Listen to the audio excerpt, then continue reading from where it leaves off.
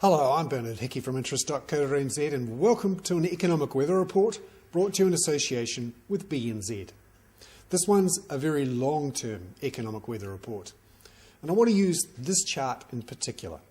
It's from the Treasury and it shows the government's debt position over the next 40 to 50 years. And when we say the government, that means taxpayers as a whole. And what Treasury have done and redone is look at New Zealand's fiscal situation over the next 40 years, taking into account the current settings around pensions, healthcare, education, taking into account our demographic situation, for example, what's happening with the baby boom bulge that's going through the system, and looking at what's happening with our economic growth rates and our migration rates. And they've put all that together to work out what's going to happen to the government's net debt. Now, last year, at the depths of the financial crisis, the Treasury worked out that our net debt could get as high as 223% and rising by 2050 or so. That's because as the baby boomers go through the system and retire, we're getting a relatively low number of people who are working and paying the pay-as-you-go pensions and healthcare systems that support baby boomers. Obviously too, with lower economic growth and a higher budget deficit to start with, that makes the picture uglier. So since the depths of those financial crises last year, the Treasury has redone its figures and used the latest detail from the 2010 budget. So that includes slightly stronger growth forecasts and a restructuring of the tax system, with GST higher, with income tax rates lower, and of course with those changes to the property taxes. And Treasury have redone the figures to work out what's actually happening to our net debt over the next 40 years. And unfortunately, the picture is still unsustainable, according to the Treasury. Net debt, as you can see here, rises to over 100% of GDP by 2040.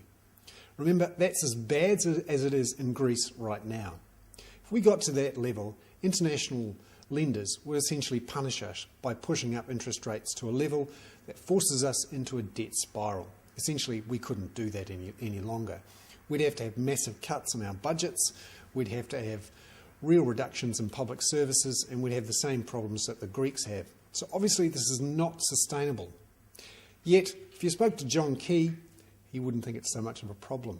Remember, John Key has said that he would resign if he changed the pension age from 65 or changed the pension payout for a married couple from 66% of the median wage. He is essentially saying, I'm not so worried about 40 to 50 years' time, or I don't believe the Treasury. Well, you can choose to do one or the other, or you can have a look at what is actually a major problem for New Zealand. To be fair, we're not the only ones facing this problem, and we're actually in a better position than a lot of others. But it does have to be looked at. How are we going to deal with this bulge of spending that will hit us, hit the government's finances from 2020 onwards, when the baby boomers retire, when they start increasing their health consumption costs as they get older? What do we do to deal with this? Do we delay the retirement age? Do we reduce the pension? Do we change to a means-tested pension? Do we have a means-tested public healthcare system? Or do we just accept that the generations who will be working then, the ones who are just leaving school now, simply have to pay higher taxes? Because the other alternative, which is higher debt, is simply not acceptable. It's not sustainable and just won't be allowed to happen, either by voters at the time or by our creditors at the time. So let's have a debate about this, about our pension system, about our healthcare system, and whether or not it's sustainable. At the moment, politicians, who obviously don't like to make tough decisions that hurt someone now, are choosing not to have that debate. And unfortunately, we have a demographic problem that is a democratic problem as well, and that the largest number of voters are the ones who benefit from the current pay-as-you-go system. How do we get around that? How do we govern for the long term, for the next generations? How do we make decisions now so that the pain is not so hard later on down the track? Is this a basic failing of democracy? Some real questions there to answer that shouldn't be just brushed off by saying, well, we're not discussing it, as John Key does at the moment. I'm Bernard Hickey. That was a special long-term economic weather report brought to you in association with BNZ.